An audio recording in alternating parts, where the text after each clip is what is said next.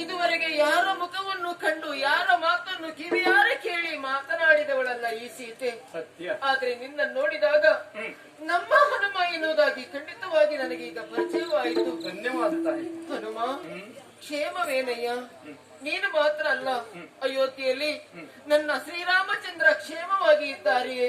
ಅಷ್ಟೇ ಅಲ್ಲ, ಅವರ ತಮ್ಮ ನನ್ನ ಮೈದುನ ಲಕ್ಷ್ಮಣ ಅವರು ಕ್ಷೇಮವಾಗಿದ್ದಾರೆ. ಅಯೋಧ್ಯೆಯಲ್ಲಿ ಇದ್ದವರು ಎಲ್ಲವರು ಕ್ಷೇಮವಾಗಿದ್ದಾರೆ. ಅದರ ಬಗ್ಗೆ ನಿನ್ನಲ್ಲಿ ಕೇಳಿ ತಿಳಿದುಕೊಳ್ಳುವಂತ ಕುತೂಹಲ ಹನುಮ. ಎಲ್ಲವರು ಚೆನ್ನಾಗಿದ್ದಾರೆ.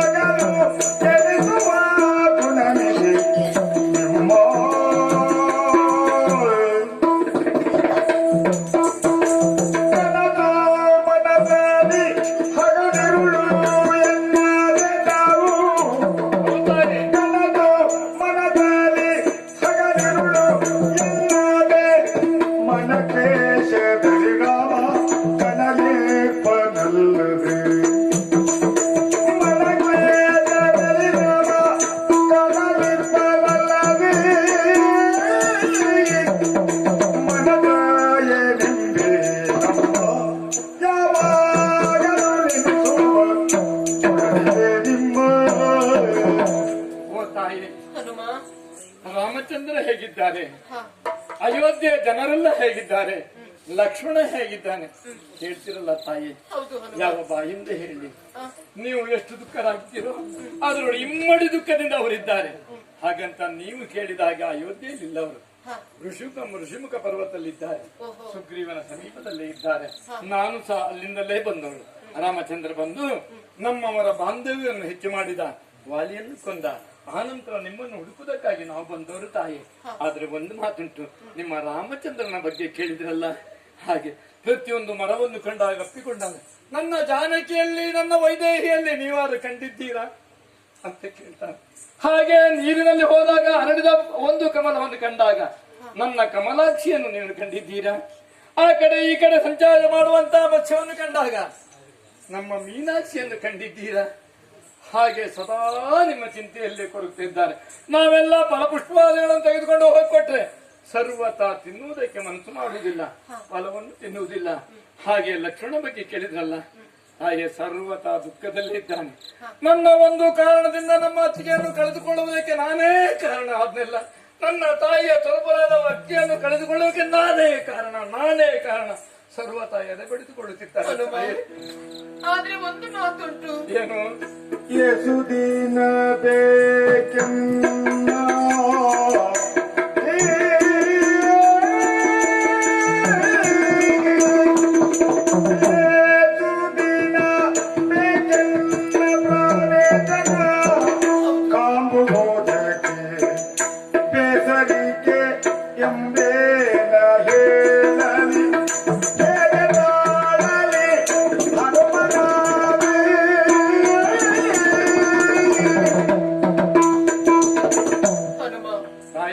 ನನ್ನವರು ಎಲ್ಲಿದ್ರು ಕೂಡ ಅವರು ಚೆನ್ನಾಗಿರ್ತಾರೆ ಅಂತ ನನಗೆ ಗೊತ್ತುಂಟು.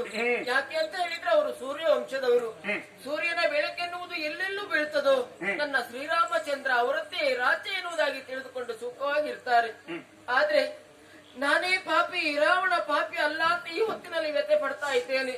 ಆ ದಿವಸ ನನ್ನೊಡೆಯನಾದಂತಹ ಶ್ರೀರಾಮಚಂದ್ರ ಹೇಳಿದ ಒಂದೇ ಒಂದು ಮಾತನ್ನು ನಾನು ಕೇಳಿದ್ರೆ, ಈ ಹೊತ್ತಿನಲ್ಲಿ ಈ ದುಷ್ಟ ನನ್ನನ್ನು ಅಪಹರಿಸಿಕೊಂಡು ಬರ್ತಾ ಇರಲಿಲ್ಲ. ಬೇಡ ಸೀತೆ, ಬೇಡ, ಅದು ಕಪಟದ ಆಕೃತಿ, ಅದನ್ನು ನಂಬಿ ಹಿಂಬಾಲಿಸಿಕೊಂಡು ಹೋಗುವುದು ಬೇಡ ಎನ್ನುವುದಾಗಿ ನಂಬಿ ಕೆಡಬೇಡ ಸೀತೆ ಅಂತ ನನ್ನ ರಾಮ ಹೇಳಿದ್ರು. ರಾಮನ ಮಾತನ್ನು ನಾನು ಕೇಳಿಲ್ಲ. ಆ ಜಿಂಕೆ ನನಗೆ ಬೇಕು ಸ್ವಾಮಿ, ಅದರ ಹಿಂಬಾಲಿಸಿಕೊಂಡು ಹೋಗಿ ಅದನ್ನು ಕೊಂದಾದ್ರೂ ನೀವು ತೆಗೆದುಕೊಂಡು ಬನ್ನಿ ಅಂತ ನಾನು ಅವರಲ್ಲಿ ಬೇಡಿಕೊಂಡೆ.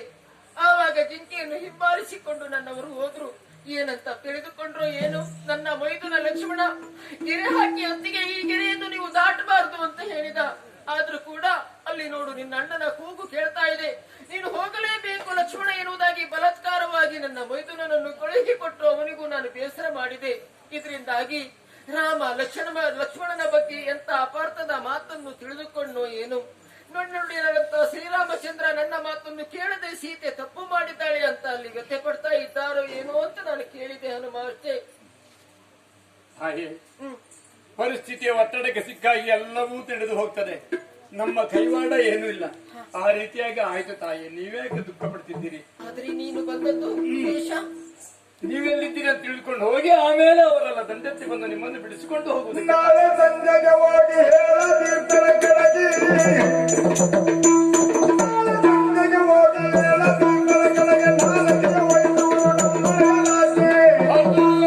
ಗುರುತವನ್ನು ಕೇಳಿದರೆ ಏನಂತ ರಾಘವನೇ, ಗುರುತವನ್ನು ಕೇಳಿದರೆ ಏನಂತ ರಾಘವೇ,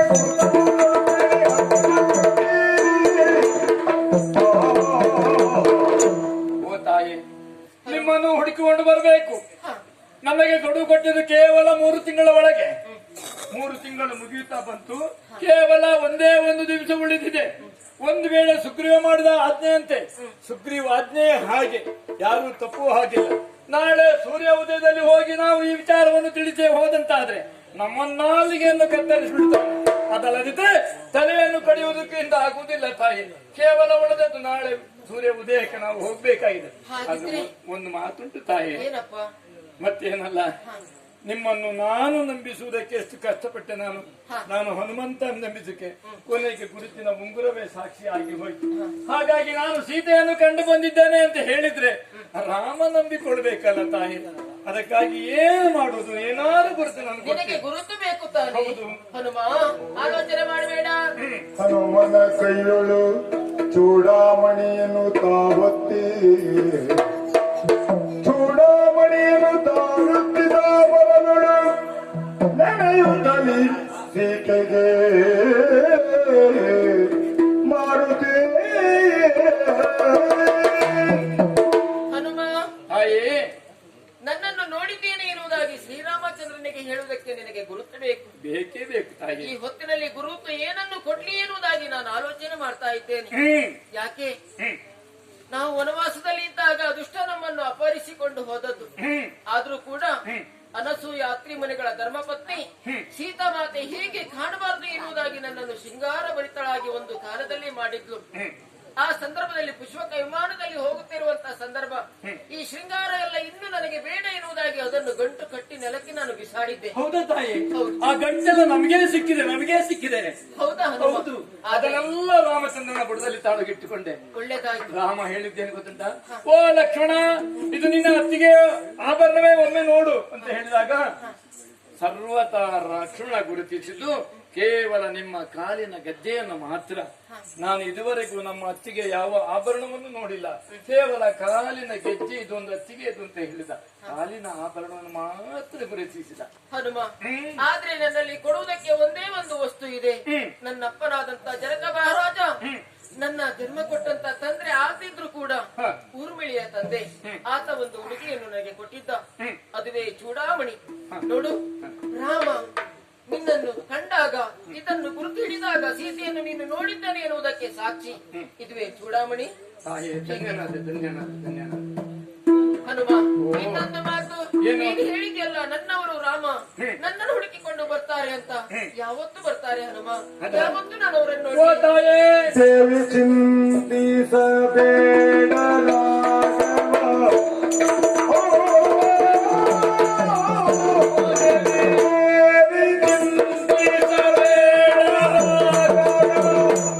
ರಾಘವ,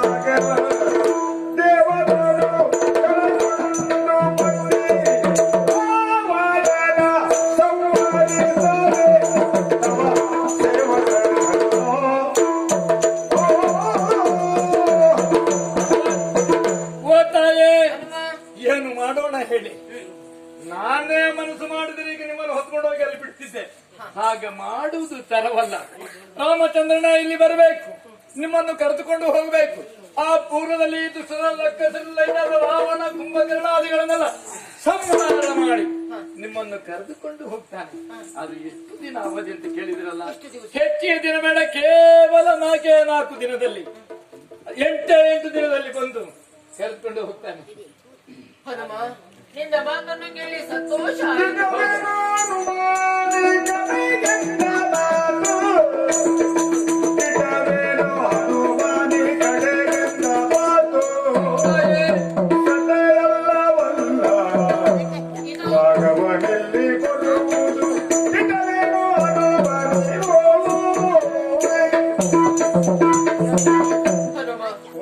ಯಾಕೆ ನಾನು ಒತ್ತಿ ಕೇಳ್ತಾ ಇದ್ದೇನೆಂದ್ರೆ, ನನಗೆ ಇಲ್ಲಿ ಜೀವನವೇ ನರಕವಾಗಿದೆ. ನನಗೆ ಗೊತ್ತು ತಾಯಿ. ಯಾವತ್ತೂ ನೋಡಿ ಶ್ರೀರಾಮಚಂದ್ರ ಇಲ್ಲಿವರೆಗೆ ಬಂದು ಈ ದುಷ್ಟನಿಗೆ ತಕ್ಕ ಪಾಠವನ್ನು ಕಲಿಸಿ ನನ್ನನ್ನು ಕರೆದುಕೊಂಡು ಹೋಗ್ತಾರೆ ಎನ್ನುವುದಾಗಿ ನಾನು ಆಗಾಗ ದಾರಿಯನ್ನು ನೋಡ್ತಾ ಇದ್ದವಳು.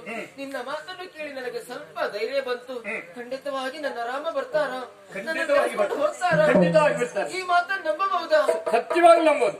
8 ದಿನಗಳಲ್ಲಿ ರಾಮ ಬಂದು ರಾವಣಾದನ್ನು ಕೊಂದು ನಿಮ್ಮನ್ನು ಕರೆದುಕೊಂಡು ಹೋಗ್ತಾನೆ. ಈಗ ಸಂತೋಷವಾಯ್ತು. ತಲೆ ಬಿಸಿ ಎಲ್ಲ ಕಡಿಮೆ ಆಯ್ತು. ಬುದ್ಧಿ ಕೊಟ್ಟಿದ್ದೀರಿ ನೀವು. ನಾನು ಹೋಗ್ತೇನೆ, ಹೋಗಿ ಬರ್ತೇನೆ. ಹಸಿವೆ ಆಗ್ತದೆ ತಾಯಿ. ಇಲ್ಲಿವರೆಗೆ ಹಸು ಮಾಯನ್ನ ನೋಡಿಲ್ಲ. ಇದ್ರೆ ಈಗ ನಿಮ್ಮ ಗುರುತು ಸಿಕ್ಕ ಮೇಲೆ ಹಸುವಾಯ್ತುಂಟು. ಏನ್ ಮಾಡೋಣ? ಹನುಮ, ಮಕ್ಕಳಿಗೆ ಹಸಿವಾದಾಗ ತಾಯಿಯಾದವಳೆ ತಿಳಿದುಕೊಳ್ಬೇಕು. ನಮ್ಮ ತಾಯಿ ಅಲ್ವಾ ನೀವು? ಮಗನಿಗೆ ಹಸಿವಾದಾಗ ಏನಾದ್ರೂ ಕೊಡಬೇಕು ಅಂತ ನೀನು ಕೇಳಿದ್ರು ಕೂಡ ನನ್ನಲ್ಲಿ ಕೊಡ್ಲಿಕ್ಕೆ ಏನು ಇಲ್ಲ ಹನುಮ. ಹಾಗಂತ ನನ್ನಲ್ಲಿ ಏನು ಇಲ್ಲದೆ ಇರಬಹುದು. ನೋಡು, ಕಾಣುವಂತ ಪರಿಸರ, ಇಲ್ಲಿ ತುಂಬಾ ಫಲಗಳಿದೆ. ನಿನಗೆ ಯಾವ ಫಲ ಬೇಕೋ ಅದನ್ನು ಕುಯ್ದುಕೋ, ಹಾಳು ಮಾಡಬೇಡ. ರಕ್ಕಸರ ಆಯ್ತಾ? ನಾನು ಹೋಗ್ತೇನೆ. ಒಮ್ಮೆನಿಲ್ಲಿ ನೀವು ತಿನ್ನು ಅಂತ ಹೇಳಿದ್ರೆ ತಿಂತೇನೆ, ಹಾಳು ಮಾಡಬೇಡ ಅಂತ ಹೇಳಿದ್ರಲ್ಲ, ಅದೊಂದು ಆಗುದಿಲ್ಲ. ನನ್ನ ಸ್ವಭಾವ ಹಾಗೆ. ಅದು ಅಲ್ಲ, ನಾನು ಇಲ್ಲಿಗೆ ಬಂದದ್ದು ಅವನಿಗೆ ಗೊತ್ತಾಗ್ಬೇಕಲ್ಲ. ಹನುಮ, ದುಷ್ಟರಿಂದ ದೂರ ಇರಬೇಕು ಅಂತ ನಾವು ಹೇಳ್ತೇವೆ. ಹಾಗಾಗಿ ನಿನಗೇನಾದ್ರೂ ತೊಂದರೆ ಆಗ್ತದೇನೋ ಅಂತ ಮಾತು ಹೇಳಿ. ನಿಮ್ಮ ಅನುಗ್ರಹ ಇರುವಾಗ ನನಗೆ ತೊಂದರೆ ಆಗ್ತಿಲ್ಲ.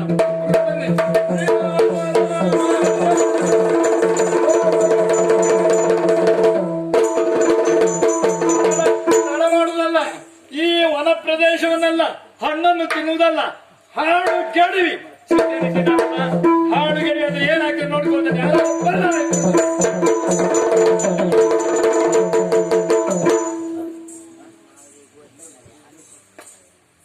ಆಸ್ತಿಕ ಮಹಾಶಯರೇ ಹಾಗೂ ಯಕ್ಷಗಾನ ಕಲಾಭಿಮಾನಿಗಳೇ,